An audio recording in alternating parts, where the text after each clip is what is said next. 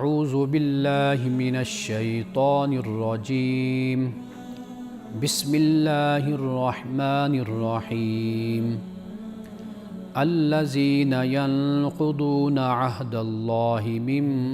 بعد میثاقہ وَيَقْطَعُونَ مَا أَمَرَ اللَّهُ بِهِ أَن يُوصَلَ وَيُفْسِدُونَ فِي الْأَرْضِ أُولَئِكَ هُمُ الْخَاسِرُونَ كَيْفَ تَكْفُرُونَ بِاللَّهِ وَكُنْتُمْ أَمْوَاتًا فَأَحْيَاكُمْ ثم يميتكم ثم يحييكم ثم إليه ترجعون هو الذي خلق لكم ما في الأرض جميعا ثم استوى إلى السماء فسواهن 7 سماوات وهو بكل شيء عليم صدق اللہ العظیم۔ اور نہیں اللہ سبحانہ و تعالی گمراہ کرتا اس مثال کے ذریعے سے مگر فاسقوں کو، جو اللہ سے عہد کو توڑتے ہیں اس کے پختہ کرنے کے بعد، اور قطع کرتے ہیں جو اللہ نے حکم دیا اسے کہ جس کے جوڑنے کا حکم دیا گیا،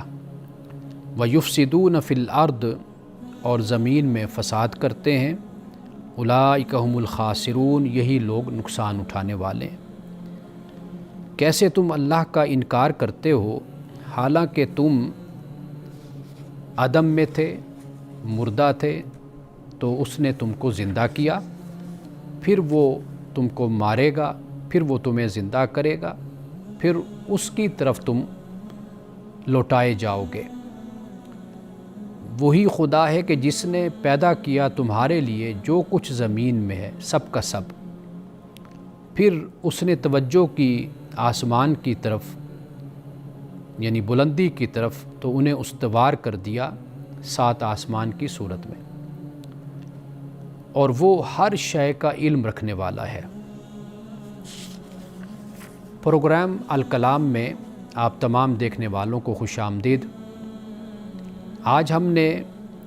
سورۃ البقرہ کی آیت نمبر 27، 28 اور 29 اس کی تلاوت کرنے کا شرف حاصل کیا ہے، اور اس کا ترجمہ بھی میں نے پڑھا ہے۔ اللہ سبحانہ و تعالیٰ نے آیت نمبر 27 میں اس بات کو بیان کیا ہے کہ جو لوگ اللہ سے پختہ عہد کرتے ہیں اور پھر پختہ عہد کرنے کے بعد اس کو توڑ دیتے ہیں، یہ بات یاد رکھیے کہ عہد کسی سے بھی کیا جائے، یعنی وعدہ کسی سے کیا جائے، میثاق کسی کے ساتھ بھی ہو، اس کا نبھانا لازم اور ضروری ہے۔ دین اسلام میں اس کی بڑی تاکید ہے اور بڑا اس پر اصرار ہے کہ مسلمان کہ جو خود کو مومن اور مسلمان کہتا ہے وہ کبھی بھی وعدہ خلافی نہیں کرتا۔ رسول اللہ صلی اللہ علیہ وسلم نے فرمایا کہ لا دین لمن لا عہد لہ، اس شخص کا دین ہی نہیں جس کا وعدہ نہیں ہے، جس کا عہد نہیں ہے۔ تو دین میں یعنی حضرت آدم علیہ السلام سے لے کر رسول اللہ صلی اللہ علیہ وسلم تک، یعنی جو دین پیغمبر لے کر آئے، جو اللہ سبحانہ و تعالیٰ نے ان کو مبعوث فرمایا، تمام پیغمبروں نے اسی بات کی تعلیم دی اور ان کی کتابوں میں اس کا ذکر ہے۔ اس لیے کہ جو قوم بھی پیغمبر کے ہاتھ پر ایمان لاتی ہے اور اسے نبی اور رسول اس کو مانتی ہے، تو گویا کہ وہ ایک عہد کرتی ہے، ایک میثاق ہے کہ ایک شخص جب خود کو مسلمان کہتا ہے یا مسلمان ہو جاتا ہے، ایمان قبول کرتا ہے، تو پھر اس پر لازم ہوتا ہے کہ وہ اپنے اس وعدے کا پاس کرے، اس کی پاسداری کرے۔ اگر وہ اپنا وعدہ پورا نہیں کرتا تو پھر اس کے لیے سزا ہے، اور اس کے لیے خدا کی طرف سے پھر ایک جواب دہی کا تقاضا ہے کہ اس سے کل قیامت کے دن پوچھا جائے گا۔ تو لہٰذا قرآن مجید میں اللہ سبحانہ وتعالیٰ نے گزشتہ اقوام کہ جنہوں نے رسول اللہ سے عہد کیا یعنی جیسے حضرت موسیٰ علیہ السلام کی قوم ہے، حضرت مسیح علیہ السلام کی قوم ہے اور دیگر انبیاء علیہ السلام کے اقوام، تو قرآن مجید نے اس پر بہت زیادہ زور دیا، اور جن لوگوں نے وعدہ خلافی کی اور اپنے عہد کو نہیں نبھایا تو ان پر پھر خدا کی طرف سے عذاب بھی اترا۔ اب اس مقام کو سمجھنے کے لیے قرآن مجید کی چند مزید آیات میں آپ کے سامنے رکھتا ہوں تو بات بالکل واضح ہو جائے گی۔ ایک تو اللہ پاک نے یہ فرما دیا سورۃ بنی اسرائیل میں کہ وَأَوْفُوا بِالْعَهْدِ إِنَّ الْعَهْدَ كَانَ مَسْئُولًا، کہ وعدے کو پورا کیا کرو، عہد کو نبھایا کرو، اس لیے کہ کل قیامت کے دن عہد کے بارے میں بھی تم سے سوال ہوگا، تم سے پوچھا جائے گا۔ اور اسی طرح فرمایا کہ ان الذین یشترون بعہد اللہ وایمانہم ثمنا قلیلا، کہ جو لوگ اللہ کے عہد کو اور اپنی قسموں کو بیچ ڈالتے ہیں کم قیمت پر، اولئک لا خلاق لہم فی الآخرہ، فرمایا کہ ان لوگوں کا آخرت میں کوئی حصہ نہیں ہے۔ کیوں؟ اس لیے کہ پہلے انہوں نے اللہ سے عہد کیا، قسمیں کھائی، اور پھر بعد میں مکر گئے اور وعدہ خلافی کی اور اپنے میثاق کا اور اپنے عہد کا خیال نہیں رکھا۔ یہ جو آیت میں نے تلاوت کی ہے، ترجمہ کے ساتھ پڑھی ہے، آیت نمبر 27، یہ پوری آیت قرآن مجید میں وَأُولَٰئِکَ هُمُ الْخَاسِرُونَ، اولئک هم الخاسرون کے علاوہ یہ پوری آیت ایک اور مقام پر موجود ہے، اور وہاں پہ آخر میں اللہ سبحانہ وتعالیٰ نے یہ فرمایا کہ اولئک لہم اللعنہ ولہم سوء الدار، کہ یہ وہ لوگ ہیں کہ ان کے لیے ایک تو لعنت ہے اور دوسرا برا گھر، برا ٹھکانہ ان کے لیے۔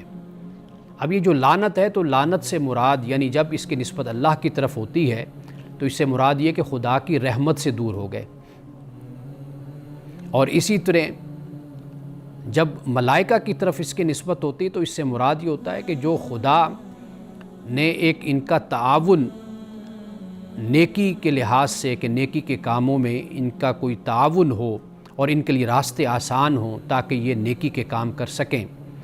اور سیدھے راستے پر چل سکیں، تو در حقیقت فرشتے اس مدد میں اپنا ہاتھ اٹھا لیتے اور ان کی کوئی مدد نہیں کرتے، اور یہی معاملہ مومنین کا بھی ہے اور یہی معاملہ رسول صلی اللہ علیہ وسلم کا بھی ہے۔ تو لہٰذا سورۃ البقرہ کی آیت نمبر 27 کے آخری الفاظ کے علاوہ باقی تمام الفاظ ایک اور مقام پر ہیں، اور آخر میں پھر اختتام اس پر ہوتا ہے۔ اب اللہ سبحانہ وتعالیٰ نے ایک اور مقام پر یہ فرمایا کہ وَأَوْفُوا بِعَهْدِ اللَّهِ إِذَا عَاهَدتُّمْ وَلَا تَنْقُضُوا الْأَيْمَانَ بَعْدَ تَوْكِيدِهَا، فرمایا کہ اللہ سے جو عہد ہے اس کو پورا کیا کرو جب تم عہد کر لو، اور اپنی قسموں کو مت توڑا کرو جب اس کو تم پختہ کر لو۔ وَقَدْ جَعَلْتُمُ اللَّهَ عَلَيْكُمْ كَفِيلًا، اس لیے کہ تم نے اللہ کو اپنے اوپر نگران بنا لیا، یعنی جب ہم نے اللہ سے عہد کیا، اللہ سے میثاق کیا، وعدہ کر لیا کہ اے اللہ ہم تیری فرما برداری کریں گے، تیرے احکام پر عمل کریں گے، تو جب ہم عمل نہیں کرتے تو گویا کہ ہم اللہ سے وعدہ خلافی کر رہے ہیں جو ہم نے عہد کیا ہے۔ تو اللہ پاک یہ فرماتا ہے کہ تم نے اس عہد کے ذریعے سے اور قسموں کے ذریعے سے تم نے مجھے اپنے اوپر نگران بنا لیا۔ ان اللہ یعلم ما تفعلون، بے شک اللہ جانتا ہے جو تم کرتے ہو۔ اب اس سے آگے ناظرین اکرام ایک بڑی خوبصورت مثال سے اللہ پاک نے ایک بات کو ہمیں سمجھا دیا، فرمایا کہ وَلَا تَكُونُوا كَالَّتِي نَقَضَتْ غَزْلَهَا مِن بَعْدِ قُوَّةٍ أَنْكَاثًا، کہا کہ اس عورت کی طرح نہ ہو جاؤ کہ جس نے اپنا سوت کاٹنے کے بعد پھر اس کو اس نے بکھیر دیا اور اس کو خراب کر دیا، یعنی اس عورت کی طرح نہ ہو جاؤ کہ بڑی مضبوطی سے کاٹ کر پھر اس کو اس نے ٹکڑے ٹکڑے کر ڈالا، گویا کہ اس نے کئی گھنٹے لگا کر محنت کی اور سوت کاتا، لیکن پھر اس کو اس نے ٹکڑے ٹکڑے کر دیا، بکھیر دیا۔ تو اللہ فرماتا ہے کہ بھئی جب تم عہد کرتے ہو، میثاق کرتے ہو، تو میثاق اور عہد کے ذریعے سے تم میری نعمتوں کے حقدار بن جاتے ہو کہ تم اس میثاق کو پورا کرو تاکہ میں تمہیں انعام دوں، تمہیں اپنی نعمتوں سے نوازوں اور اپنی رضا اور خوشنودی تمہیں عطا کروں۔ جب تم یہ ایسا نہیں کرتے تو فرمایا کہ پھر تمہاری مثال تو ایسے ہی ہے کہ ایک عورت جو دن رات محنت کر کے سوت کاتے اور پھر اس کے بعد اپنے سوت کو خود ہی بکھیر کر رکھ دے۔ اب اس کے بعد جو اگلی آیت ہے، آیت نمبر 28، اب اس میں فرمایا کیف تکفرون باللہ وکنتم امواتا، کیسے تم اللہ کا انکار کرتے ہو حالانکہ تم مردہ تھے، تو فاحیاکم، تو اس نے تمہیں زندہ کیا۔ ثم یمیتکم، پھر وہ تم کو موت دیتا ہے، مارتا ہے، ثم یحییکم، پھر وہ تمہیں زندہ کرے گا، ثم الیہ ترجعون، پھر اس کی طرف تم کو لوٹایا جائے گا۔ اب یہاں پہ دو باتیں بیان کی گئی، ایک تو اللہ سبحانہ و تعالیٰ کی ذات کا انکار نہیں کیا جا سکتا۔ اچھا، ایک اور جو مشرکین اور کفار کے اندر تصور تھا اور عقیدہ تھا، وہ اس پر بھی یعنی حیران ہوتے تھے اور انکار کرتے تھے بعث بعد الموت کا، یعنی جب ہم مر جائیں گے تو کیا مرنے کے بعد پھر ہمیں اٹھایا جائے گا؟ یہ کیسے ہو سکتا ہے؟ ہماری ہڈیاں بہت سیدھا ہو جائیں گی، گل سڑ جائیں گی، ہم مٹی میں مل جائیں گے، تو پھر اس کے بعد ہمیں کیسے اٹھایا جائے گا؟ اس پہ سوال کھڑا کیا کرتے تھے۔ تو قرآن پاک نے یہاں پر اسی سوال کے بارے میں یہ بیان بھی کیا، اور دیگر مقامات بھی قرآن مجید میں موجود ہیں جہاں پہ اللہ سبحانہ و تعالیٰ نے اس عقیدے کو، اس کا جو بطلان ہے، اس کا جو رد ہے وہ بھی کیا، اور یہ بتایا کہ بھئی میں خالق ہوں، میں مالک ہوں، میں رازق ہوں، میں پیدا کرنے والا ہوں، اور میں مرنے کے بعد بھی پھر تمہیں اٹھانے پر قادر ہوں۔ یہ کیا تصور ہے؟ قرآن مجید کس انداز سے اس بات کو بیان کرتا ہے بعث بعد الموت کو، یہ ہم ایک وقفے کے بعد بیان کرتے ہیں۔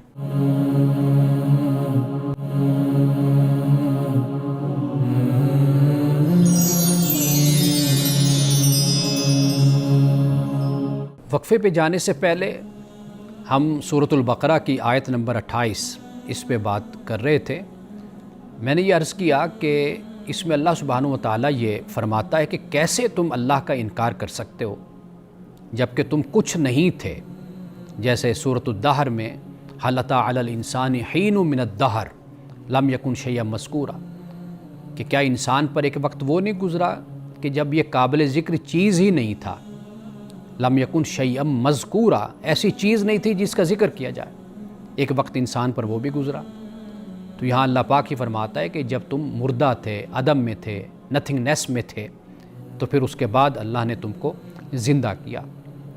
تو خدا کا کیسے انکار کیا جا سکتا ہے؟ یعنی ہمارا وجود خود خدا کے وجود کی دلیل ہے،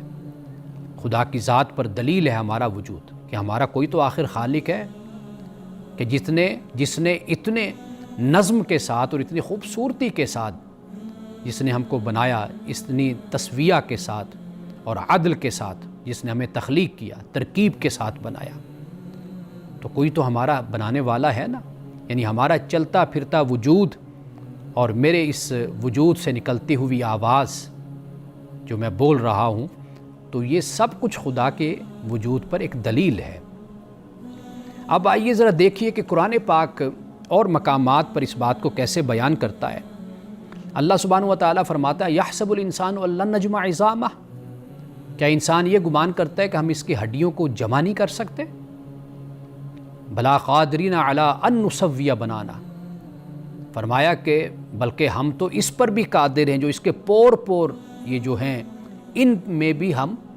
فرمایا کہ اس کو بھی ہم بنا دیں اور ٹھیک ٹھاک طریقے سے اس کو سیٹ کر دیں، تو فرمایا ہم اس پر بھی قادر ہیں۔ یعنی یہ کہ اس بات کی طرف اشارہ ہے، ایک تو بت بنا دینا، مرنے کے بعد اٹھا دینا، ایک یہ ہے کہ پورے اہتمام کے ساتھ، جیسے یہ پور ہیں اور انگلیاں ہیں، ان کی بناوٹ ہے، ان کی خوبصورتی ہے، تو فرمایا کہ مرنے کے بعد بھی ہم اس پر بھی قادر ہیں کہ ہم اس پور کو ٹھیک طریقے سے ہم بنا دیں۔ اور اسی طرح ایک اور مقام پر فرمایا کہ وَضَرَبَ لَنَا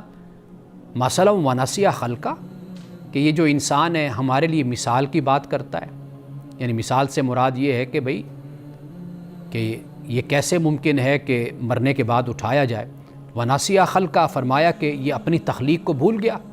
قَالَ مَنْ يُحْيِي الْعِظَامَ وَهِيَ رَمِيمٌ، اور یہ کہتا ہے کہ کون ہے کہ جو ہڈیوں کو زندہ کر دے کہ جب ہڈیاں گل سڑ جائیں گی۔ فرمایا قُلْ يُحْيِيهَا الَّذِي أَنشَأَهَا أَوَّلَ مَرَّةٍ، اے نبی صلی اللہ علیہ وسلم آپ اس انسان سے یہ کہیے کہ بھئی وہ زندہ کرے گا جس نے تمہیں پہلی مرتبہ زندہ کیا تھا۔ اچھا، اب اسی بات کو ایک اور مقام پر اللہ سبحانہ و تعالیٰ اس نے بھی بیان فرماتا ہے، وَهُوَ الَّذِي يَبْدَأُ الْخَلْقَ ثُمَّ يُعِيدُ وَهُوَ أَهْوَنُ عَلَيْهِ، فرمایا وہی وہ خدا ہے کہ جس نے خلق کی ابتدا کی، یعنی انسان کو پیدا کیا اور پھر اس کو لٹائے گا، پھر فرمایا وَهُوَ أَهْوَنُ عَلَيْهِ، اور یہ اللہ پر لوٹانا جو ہے نا، اٹھانا قیامت کے دن، یہ آسان ہے۔ یعنی یہ بالکل ایک عقلی دلیل جو سمجھ آ جانے والی بات ہے کہ جب مٹیریل نہیں تھا، مادہ نہیں تھا، جب نمونہ نہیں تھا، کچھ نہیں تھا، تو خدا نے تو اس وقت انسان کو پیدا کیا۔ اب جب کہ انسان مرے گا تو اس کا نمونہ بھی موجود ہوگا، اس کا مٹیریل بھی موجود ہوگا، مادہ بھی موجود ہوگا، سب کچھ موجود ہوگا۔ تو اب اللہ کہتے ہیں وَهُوَ أَهْوَنُ عَلَيْهِ، یعنی انسان اسی بات کو سمجھ جائے کہ بھئی پہلے پیدا کرنا وہ مشکل تھا کہ اب پیدا کرنا مشکل ہے۔ جو ذات پہلے پیدا کر سکتی ہے تو کیا وہ مرنے کے بعد پیدا نہیں کر سکتی؟ اور اسی طرح سورۃ مریم میں فرمایا کہ وَيَقُولُ الْإِنسَانُ وَإِذَا مَا مِتُّ لَسَوْفَ أُخْرَجُ حَيًّا، کہ انسان کہتا ہے کہ کیا میں مر جاؤں گا جب تو پھر مجھے اٹھایا جائے گا۔ اللہ پاک فرماتا ہے اولا یذکر الانسان انا خلقناہ من قبل ولم یک شیئا، کیا انسان یہ بھول گیا یہ بات؟ کیا انسان کو یہ یاد نہیں ہے کہ جب یہ پہلے کچھ نہیں تھا تو اس وقت ہم نے اس کو تخلیق کیا تھا، اس وقت اس کو وجود دیا تھا۔ تو لہٰذا یہاں پہ اللہ سبحانہ و تعالیٰ نے ایک دلیل نہیں بہت سے دلائل کے ساتھ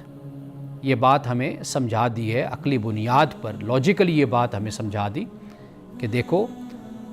جب تم کچھ نہیں تھے تو تمہیں وجود دیا، تم کیسے پیدا ہو گئے؟ پھر اب جب تم دنیا سے چلے جاؤ گے تو پھر اس کے بعد بھی اللہ سبحانہ و تعالیٰ تمہیں اٹھانے پر قادر ہے۔ اب یہاں پہ یہ بیان کرنے کے بعد اب اس سے آگے فرمایا وَالَّذِي خَلَقَ لَكُم مَّا فِي الْأَرْضِ جَمِيعًا، وہی ذات ہے جس نے تمہارے لیے زمین میں سب کچھ پیدا کیا۔ انسان کو پیدا کیا، اور صرف انسان کو نہیں بلکہ چرند پرند، حیوانات، جانور، آبی مخلوق، بری مخلوق، ہر طرح کی مخلوق کو اللہ سبحانہ وتعالیٰ نے پیدا کیا۔ اور یہ فرمایا کہ لکم، تمہارے لیے، یعنی انسان کے لیے اللہ سبحانہ وتعالیٰ نے اس کائنات کو مسخر کر دیا، اور انسان کو اللہ تعالیٰ نے اپنی عبادت اور اپنی عبدیت کے لیے پیدا کیا۔ تو اس زمین پر سب کچھ فرمایا کہ انسان تیرے لیے پیدا کیا۔ پھر اللہ سبحانہ وتعالیٰ فرماتا ہے کہ آسمان کی طرف اللہ متوجہ ہوتا ہے، اور پھر جب آسمان کی طرف متوجہ ہوا تو پھر 7 آسمان اللہ سبحانہ وتعالیٰ نے تخلیق فرمائے۔ وَهُوَ بِكُلِّ شَيْءٍ عَلِيمٌ، اور فرمایا کہ وہ ہر شے کا علم رکھنے والا ہے۔ یہ نقطہ، یہ بات سمجھ لینی چاہیے کہ آیت نمبر 29 میں اللہ سبحانہ وتعالیٰ نے اس بات کو بیان کیا، لیکن آپ دیکھیے کہ اس سے پہلے یہ نقطہ واضح کر دیا کہ اللہ خالق ہے، اللہ مالک ہے، وہ زندگی اور موت دینے والا ہے، اس کے اختیار میں ہے۔ پھر اس کے بعد یہ بھی بیان کر دیا کہ انسان کو ارادہ اور اختیار کے ساتھ پیدا کیا، لیکن اس کائنات میں سب کچھ جو بھی اللہ الذی سخر لکم ما فی السماوات و ما فی الارض، میں اللہ کی ذات وہ ہے جس نے تمہارے لیے زمین میں جو کچھ بھی ہے اس کو اللہ نے تمہارے لیے مسخر کر دیا، سب کچھ تمہارے لیے مسخر کر دیا۔ تو یہاں پہ اسی حقیقت کو اللہ سبحانہ وتعالیٰ نے واضح کر دیا ہے۔ اور پھر آسمان کی جو بات کی، یعنی اللہ سبحانہ وتعالیٰ نے آسمان کو 7 آسمانوں کو یہاں پر ذکر کیا، اور اسی طرح 7 زمینیں، مثلہن کا الفاظ پہ قرآن مجید میں ہے کہ جیسے 7 آسمان اور اسی طرح 7 زمینیں۔ تو یہ جو 7 آسمان ہیں یہ اللہ سبحانہ وتعالیٰ نے ان کو 6 دنوں میں قرآن مجید میں یہ بیان ہوتا ہے، لیکن اس سے مراد یہ ہے کہ دن نہیں، یعنی مرحلے کہہ لیجئے، زمانے کہہ لیجئے، اوقات کہہ لیجئے۔ تو یہ اللہ سبحانہ وتعالیٰ نے یہ کائنات ساری تخلیق کی، لیکن اس کا جو فوکس ہے، اس کا جو مرکز ہے اللہ سبحانہ وتعالیٰ کی دعوت کا، اور جو اللہ سبحانہ وتعالیٰ نے اس کائنات کو جس مخلوق کے لیے پیدا کیا اس کو انسان کہتے ہیں، کہ اللہ نے انسان کے لیے سب کچھ مسخر کیا۔ ہم اس کے بعد جب آگے پڑھیں گے حضرت آدم علیہ السلام، یعنی جس میں اللہ سبحانہ وتعالیٰ نے آدم کو خلیفہ بنایا، یہاں سے پھر ہمیں بات معلوم ہو جائے گی کہ اللہ نے انسان کو علم اور قدرت دے کر پیدا کیا، اس کے پاس علم بھی ہے اور قدرت بھی ہے، اور یہ علم اور قدرت ایسی چیز ہے کہ جو کسی اور مخلوق کو اللہ تعالیٰ نے نہیں دی، اور اسی علم اور قدرت کی بنیاد پر ہی انسان جہاں بانی کرتا ہے، جہاں گیری کرتا ہے۔ یعنی اس زمین پر، اس کائنات پر اس کا ایک کنٹرول ہے، اس کا اقتدار ہے۔ یعنی آج کا انسان زمین سے بھی اوپر اٹھ کر چاند کی طرف اور مریخ کی طرف وہ اپنے سفر کو جاری رکھے ہوئے۔ تو یہ سب کچھ کیا ہے؟ یہ نہیں ہے کہ اللہ سبحانہ و تعالیٰ نے انسان کو کوئی سب کچھ بنا کر اس کے ہاتھ میں پکڑا دیا، نہیں، بلکہ مسخر کرنے سے مراد یہ ہے کہ ایک طرف تو اللہ نے انسان کو علم اور قدرت کی صلاحیت عطا کر دی، علم دیا اور قدرت عطا کر دی، اور دوسری طرف اللہ تعالیٰ نے اس زمین میں اور اس کائنات میں وہ خزانے رکھ دیے کہ جو خزانے پھر انسان نے ان کو ڈسکور کرنا ہے، ان کو دریافت کرنا ہے۔ تو یہاں در حقیقت اسی کو بیان کیا جا رہا ہے، اور پھر آگے خاص طور پر انسان کے اس کریکٹر کو، کردار کو، اور انسان کو جو اللہ سبحانہ و تعالیٰ نے جوہر دے کر، صلاحیت دے کر جو اللہ تعالیٰ نے انسان کو پیدا کیا، آگے پھر جا کر یعنی آیت نمبر 30 سے پھر اس کا بیان شروع ہوتا ہے۔ تو آج ہم یہیں تک آیت نمبر 29 تک رکھتے ہیں، تو انشاءاللہ کل ہم پھر آیت نمبر 30 سے اپنی گفتگو کا آغاز کریں گے۔ ناظرین کرام، وقفے کے بعد آپ کے سوالات کے ساتھ انشاءاللہ میں حاضر ہوتا ہوں، اور بڑے اہم سوال ہیں آپ کے جو آپ کی طرف سے بھیجے گئے ہیں۔ ایک تو سوالات ایسے ہیں کہ جن کا تعلق میرے گزشتہ دروس کے ساتھ ہے، یعنی سورۃ الفاتحہ جیسے ہم نے اس کی تفسیر بیان کی تھی، ترجمہ بیان کیا تھا، تو بڑے اہم سوالات سورۃ الفاتحہ کے بارے میں اور پھر اسی طرح سورۃ البقرہ کے بارے میں بھی ہیں۔ تو وہ جو سوالات ہمارے پاس ہیں تو ان کو ہم وقفے کے بعد بیان کرتے ہیں، ان کے جواب دیتے ہیں، اور پھر آپ کے کچھ سوالات ایسے ہیں کہ جو ذاتی زندگی کے بارے میں بھی ہیں اور جو آپ کے سوالات ہیں تو ان کو ایک وقفے کے بعد ہم بیان کرتے ہیں۔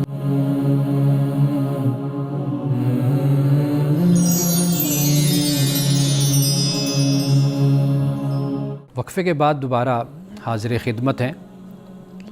ایک سوال بڑا اہم ہے دعا کے حوالے سے۔ یہ آپ نے پوچھا ہے کہ کیا دعا ہاتھ اٹھا کر کرنا ضروری ہے؟ یعنی ہم دعا کرتے ہیں، ایک تو ہاتھ اٹھا کر دعا کرتے ہیں، تو کیا جب ہم دعا کریں، اللہ سے مانگیں، سوال کریں، تو کیا ہاتھ اٹھانا یہ اس کے لیے لازم اور ضروری ہے؟ تو قرآن مجید میں تو اس کا کوئی صراحتاً ذکر نہیں ہے کہ دعا ہاتھ اٹھا کر کرنا کوئی لازم ہے یا ضروری ہے۔ دعا کا جو مطلب ہے وہ ہے پکارنا، تو پکار کی کوئی بھی حالت ہو سکتی ہے، آواز دینے کی، گزارش کرنے کی۔ رسول اللہ صلی اللہ علیہ وسلم کی جہاں تک سنت اور سیرت کا تعلق ہے وہ یہ ہے کہ آپ نے مختلف انداز میں دعا کی ہے۔ یعنی مثال کے طور پر آپ صحیح مسلم کی ایک روایت ہے، صحابہ بیان کرتے ہیں نبی اکرم صلی اللہ علیہ وسلم نے دعا کے وقت اپنے ہاتھ اتنے بلند کیے کہ بغلوں کی سفیدی دکھائی دینے لگی۔ یعنی اب اس روایت سے یہ معلوم ہوتا ہے کہ ایک مقام پر رسول اللہ نے اپنے دونوں ہاتھ اٹھائے اور آپ نے دعا کی۔ اور یہ بھی ہمیں معلوم ہوتا ہے کہ نماز کے اندر یا خطبہ کے دوران رسول اللہ نے ہاتھ نہیں اٹھائے۔ یعنی یہاں پر جب آپ نماز پڑھتے ہیں تو آخر میں یعنی ایک دعا کا سلسلہ ہوتا ہے، رب جعلنی مقیم الصلاۃ ومن ذریتی ربنا وتقبل دعا، آپ یہ بھی پڑھتے ہیں، یا جو بھی دعائیں آپ کو آتی ہیں آپ اپنی زبان میں بھی پڑھ سکتے ہیں، اردو میں، پنجابی میں، سرائکی میں، فارسی میں، جو بھی زبان آپ بولتے ہیں آخر میں آپ اس میں اللہ تعالیٰ سے دعائیں کر سکتے ہیں۔ تو لہٰذا رسول اللہ نے اس طرح ہاتھ نہیں اٹھایا نماز میں، یہ بھی ہمیں ایک حوالہ ملتا ہے۔ اب دیکھیے کہ ایک اور حدیث ہے کہ صلی اللہ علیہ وسلم نے فرمایا کہ ان اللہ حی کریم، کہ بے شک اللہ تعالیٰ حیا دار ہے، حیا کرنے والا ہے اور کرم کرنے والا ہے۔ یستحیی من عبدہ، اپنے بندے سے وہ حیا کرتا ہے، اذا رفع الیہ یدیہ، کہ جب بندہ اس کی طرف اپنے ہاتھوں کو اٹھاتا ہے۔ اب یہاں پر دیکھیے کہ رفع کے الفاظ آ گئے،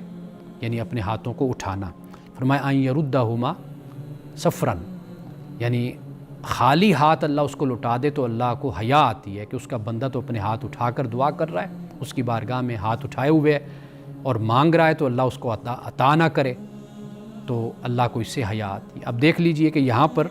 رسول اللہ صلی اللہ علیہ وسلم نے اذا رفع الیہ یدیہ کے الفاظ استعمال فرمائے، تو یہاں پر دعا میں ہاتھ اٹھانا ہے۔ تو گویا کہ کئی مقام پر ہاتھ اٹھایا جاتا ہے اور کئی مقام پر ہاتھ نہیں اٹھایا جاتا، یہ آپ کی اپنی مرضی آپ کہہ لیجئے، یا رسول اللہ صلی اللہ علیہ وسلم کی روایات آپ کے سامنے ہو تو آپ اس کو اپنے پیش نظر رکھ لیجئے کہ جب آپ دعا کریں ویسے تو آپ اپنے ہاتھوں کو اٹھا کر بھی کر سکتے ہیں، لیکن قرآن پاک نے اس حوالے سے کوئی صراحتاً ہمیں نہیں بتایا۔ اگر آپ دل میں دعا کرتے ہیں، اللہ سے مانگتے ہیں اللہ مجھے عطا فرما دے، یا یہ دعا کر رہے ہیں کہ میرے گناہوں کو معاف کر دے، تو ہاتھوں کا اٹھانا کوئی لازم، کوئی ضروری، کوئی فرض نہیں ہے۔ یہ ایک حدیث میں آپ کو ضرور سنانا چاہتا ہوں جس سے آپ کی دعا کا مزہ دوبالا ہو جائے گا، یعنی جب آپ مانگیں گے دعا تو اس حدیث کو ضرور یاد رکھیے گا۔ رسول اللہ صلی اللہ علیہ وسلم نے فرمایا کہ لا یقولن احدکم، کہ تم میں سے کسی کو ہرگز یہ نہیں کہنا چاہیے کہ اللہم ارحمنی، اے اللہ مجھ پر رحم فرما، ان شئت، اگر تو چاہے تو، اللہم اغفر لی ان شئت، یہ الفاظ بھی ہمیں حدیث میں ملتے ہیں، اللہ میری مغفرت کر دے اگر تو چاہے تو۔ فرمایا کہ ان شئت نہیں کہنا۔ کیوں؟ آپ ذرا اس پہ غور کیجئے کہ ہم ان شئت کا لفظ اگر آپ چاہیں اس وقت کہتے ہیں جب ہمارے پاس کوئی آپشن ہوتی ہے، یعنی میں اپنے کسی دوست کے پاس جاتا ہوں، کہتا ہوں کہ اگر چاہیں تو آپ میری مدد کر دیں، مناسب سمجھیں، تو گویا کہ میرے پاس آپشن موجود ہے، کہ کہنے کا مقصد ہے کہ اگر آپ نہیں پوری کریں گے میری ضرورت کو تو میں کسی اور کے پاس چلا جاؤں گا کہ وہ میری ضرورت کو پورا کر دے گا۔ تو ان شئت کا لفظ وہاں پر استعمال کیا جاتا ہے جہاں پر آپ کے پاس کوئی آپشن ہوتی ہے۔ تو بندے کے پاس تو خدا کے علاوہ کوئی آپشن ہی نہیں ہے، کوئی اختیار ہی نہیں ہے،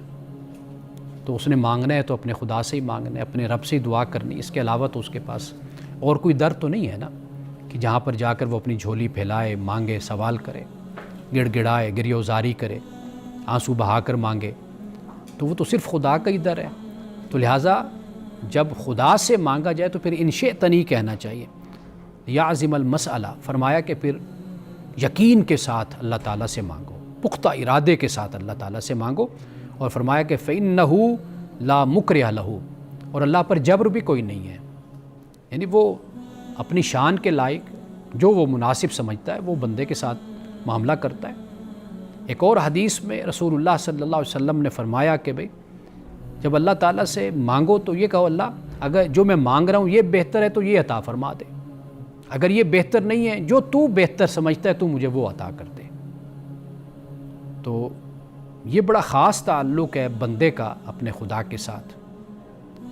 عابد کا اپنے معبود کے ساتھ۔ اگر یہ تعلق زندہ رہے تو دنیا کے سارے تعلق زندہ رہتے ہیں، اگر یہ تعلق مر جائے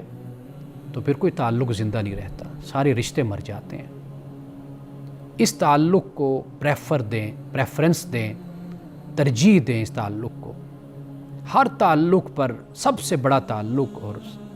جس تعلق کو ترجیح حاصل ہے وہ رب کا تعلق ہے۔ تو جب ہمارا دل، ہمارا احساس رب کے تعلق میں زندہ ہو گیا تو پھر ہمیں پتہ چلے گا کہ رب کی محبت کیا چیز ہوتی ہے، رب سے تعلق کیا ہوتا ہے۔ تو یہ دعا کے حوالے سے جو آپ نے سوال کیا تو اس کا میں نے مختصر جو جواب ہے جو دیا بھی ہے تفصیل کے ساتھ ذرا، لیکن یہ کہ مختصر اگر آپ کہیں تو یہی ہے کہ صراحتاً اس کا کوئی بیان نہیں ہے۔ باقی رسول اللہ صلی اللہ علیہ وسلم سے ہمیں دونوں روایات ملتی ہیں، آپ نے کئی مقام پہ ہاتھ بھی اٹھایا اور کئی مقام پہ آپ نے ہاتھ نہیں بھی اٹھایا۔ اب یہ ایک سوال ہے سورۃ الفاتحہ کے حوالے سے کہ وہ کہتے ہیں کہ سورۃ الفاتحہ میں خدا کو 3 پہلوؤں سے پیش کیا گیا، یعنی 3 ڈائمینشنز ہیں اس کی، ایک تو ربوبیت، ایک رحمت اور ایک عدالت، یہ 3۔ اب سوال بڑا اہم ہے اور پوچھنے والے جو صاحب ہیں لگتا ہے کہ وہ صاحب علم ہیں، صاحب فکر ہیں، صاحب تدبر ہیں۔ کہتے ہیں کیا یہ 3 صفات ایک طرح یعنی تھیولوجیکل ٹرائی اینگل ہیں جن میں انسان کا فہم ہمیشہ پینڈولم کی طرح جھولتا ہے؟ یعنی ان کے کہنے کا مقصد یہ ہے کہ ربوبیت، رحمت اور عدالت یہ 3 ہیں، تو انسان کیا جھولے کی طرح ہوتا ہے، کبھی ربوبیت کی طرف چلا گیا تو کبھی رحمت کی طرف تو کبھی عدالت کی طرف۔ دیکھیے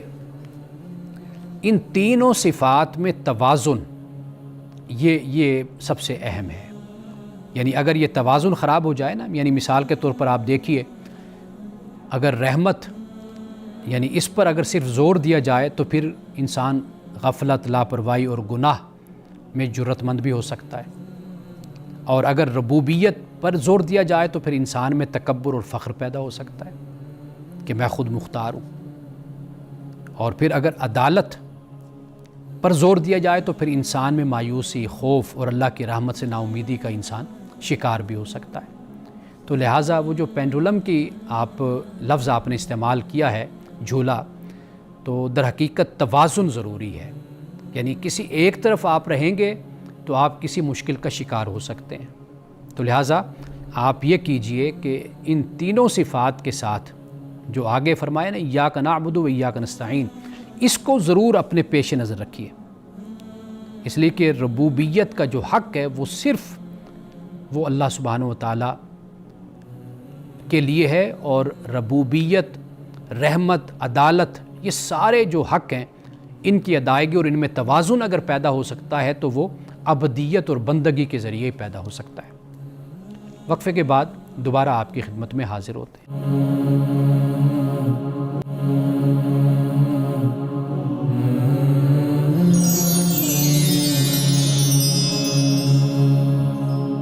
یہ ایک اور سوال ہمارے پاس ہے کہ فوت شدہ میت کے پاس اہم ترین کام کیا ہوتے ہیں جو رشتہ داروں کو کرنے چاہیے؟ یعنی ایک شخص ہے کہ جو حالت نزع میں ہے، یعنی دنیا سے اس کے رخصت ہونے کا وقت ہے، یا یہ کہ وہ فوت ہو چکا ہے، تو اب کیا ذمہ داری ہوتی ہے جو اس کے ساتھ ہیں یا اس کے بعد جو اس کے وارث ہیں، ورثاء ہیں، رشتہ دار ہیں؟ سب سے پہلی بات یہ ہے کہ جب وہ اس حالت میں ہوتا ہے تو تلقین کی جاتی ہے، یعنی آپ کلمہ پڑھتے ہیں خود یا پڑھاتے ہیں۔ پڑھانے کے بارے میں اس لیے کہا جاتا ہے کہ بھئی اگر وہ تکلیف میں ہے تو کہیں ایسا نہ ہو کہ وہ پڑھنے سے انکار کر دے، تو بہتر یہ ہے کہ جاتے ہوئے کلمہ شہادت جیسے ہے یا کوئی سورت قرآن مجید کی تلاوت کی جاتی ہے، قرآن کا جو بھی حصہ آتا ہو، کوئی سورت آتی ہے، کوئی آیت آتی ہے، وہ اس کے سامنے تلاوت کی جائے تاکہ وہ تلاوت کرتا ہوا، سنتا ہوا دنیا سے رخصت ہو جائے۔ اور پھر اس کے بعد یہ ہوتا ہے کہ کلمہ پڑھنا، اور پھر جب دنیا سے رخصت ہو جاتے ہیں تو پھر آنکھیں کھلی رہ جاتی ہیں، ان کو آنکھوں کو بند کر دینا، اور پھر اس کے بعد غسل کا اہتمام کرنا۔ عرب میں آج بھی اگر آپ دیکھیں تو وہ بہت جلدی تدفین کرتے ہیں، یعنی جیسے ایک انسان کی وفات ہوئی تو اس کی جلدی تدفین کرتے ہیں، اور جو سنت طریقہ ہے، رسول اللہ صلی اللہ علیہ وسلم نے جو تاکید فرمائی، تعلیم دی، وہ تعلیم بھی یہی ہے کہ اب اس کا تعلق اگلے جہان کے ساتھ قائم ہو گیا، وہ اگلی دنیا میں چلا گیا، اس دنیا سے اس کا تعلق ٹوٹ گیا، تو لہٰذا اس کو جلدی دفن کر دیا جائے، اسے زمین کے سپرد کر دیا جائے۔ اور پھر جو چوتھا حق ہے اس کا وہ ہے کفن پہنانا، اور پانچواں ہے کہ نماز جنازہ، اور چھٹا ہے تدفین یعنی دفن کرنا۔ اچھا، پھر جب دفن ہو جائے تو قرآن مجید نے پھر اس کو بیان کیا کہ قرض کی ادائیگی یہ سب سے اہم ہے، اور قرض کی ادائیگی قرآن مجید نے بھی اس کو بیان کیا، اور وصیت پر عمل درآمد، دو چیزیں ہیں۔ یعنی قرآن مجید سورۃ النساء کا دوسرا رکوع پڑھیں تو وہاں پر ایک تو قرض کی بات، دین کی بات کی گئی کہ وہ اس کی ادائیگی ہونی چاہیے، اور پھر وصیت یعنی 1/3 میں، جیسے علماء نے، فقہاء نے لکھا کہ 1/3 میں وصیت جاری ہوگی، اس پر عمل درآمد کیا جائے گا۔ اور پھر ترکہ کی تقسیم ہے، یعنی جو وہ چھوڑ کر گیا اس کے کتنے بچے ہیں، بیٹے، بیٹیاں یا بیوی بھی ہے، اور اس کے علاوہ تو وہ پھر ان کے اندر جو طریقہ کار قرآن مجید نے بیان کیا ہے پھر اس کے مطابق وراثت کی تقسیم کر دی جائے گی ورثاء کے درمیان۔ اور آخر میں جو معاملہ ہے وہ دعا اور استغفار کا ہے۔ زندگی میں ہمارے پاس مہلت ہے، رسول اللہ صلی اللہ علیہ وسلم نے فرمایا کہ انسان جب فوت ہوتا ہے تو اس کے اعمال کا سلسلہ منقطع ہو جاتا ہے، لیکن 3 صورتیں پھر بھی باقی رہتی ہیں۔ ایک آپ نے فرمایا کہ وہ علم رکھتا ہے تو دنیا میں علم پھیلاتا ہے، علم پھیلا کر جاتا ہے، تو فرمایا کہ یہ بھی اس کے لیے علم نافع جو ہوتا ہے، ينتفع بھی، جس علم سے لوگ فائدہ اٹھاتے ہیں تو وہ ایک ہے بات.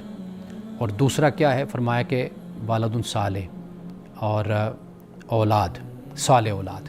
تیسرا فرمایا صدقہ جاریہ, جیسے کوئی یتیم خانہ بنوا دیا, کوئی تعلیمی ادارہ بنوا دیا, کوئی مسجد کا کام کروا دیا, اس مسجد بنوا دی, تو وہ جگہ کہ جہاں پر لوگوں کو فائدہ ہوتا رہتا ہے, لوگ آتے ہیں, جس طرح کوئی سبیل لگوا دی تو لوگ آتے ہیں پانی پیتے ہیں, تو یہ صدقہ جاریہ ہے. تو رسول اللہ نے فرمایا کہ یہ سلسلہ جاری رہتا ہے, لیکن اعمال کا سلسلہ منقطع ہو جاتا ہے. تو بعد والوں کو چاہیے کہ وہ دعا, استغفار, یہ معاملہ جاری رکھیں. اور ہمیں یہ چاہیے کہ ہم اپنی زندگی میں یہ جو 3 باتیں ہیں ان کا ضرور اہتمام کر کے جائیں, تاکہ مرنے کے بعد بھی ہمیں ان کاموں کا ثواب اور ان کاموں کا اجر ہمیں ملتا رہے.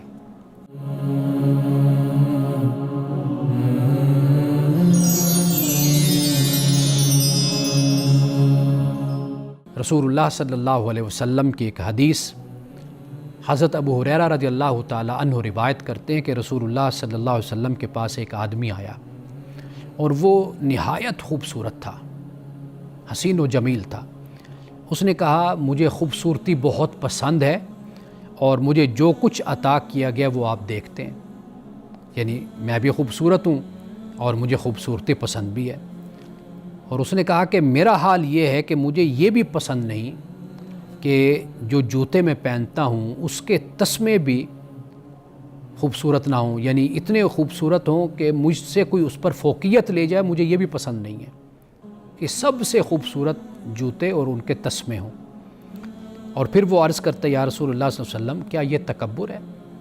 تو آپ نے فرمایا یہ تکبر نہیں ہے. تکبر کیا ہے؟ فرمایا کہ تکبر یہ ہے کہ من باطر الناس وغمت الناس, من باطر الحق وغمت الناس. فرمایا کہ تکبر یہ ہے کہ حق کو انسان ٹھکرائے اور لوگوں کو حقیر سمجھے, تو یہ تکبر ہوتا ہے. تو اچھے کپڑے پہننا, اچھی گاڑی رکھنا, اچھا گھر بنانا اور اچھی زندگی گزارنا, تو یہ تکبر نہیں ہے. تکبر یہ ہے حق بات سامنے آئے, بندہ اس کو اپنی بڑائی میں ٹھکرا دے, غرور اور تکبر اور سرکشی میں. اور دوسری بات یہ ہے کہ وہ لوگوں کو, اللہ کی مخلوق کو حقیر سمجھے, تو فرمایا کہ یہ تکبر ہے. انہی الفاظ کے ساتھ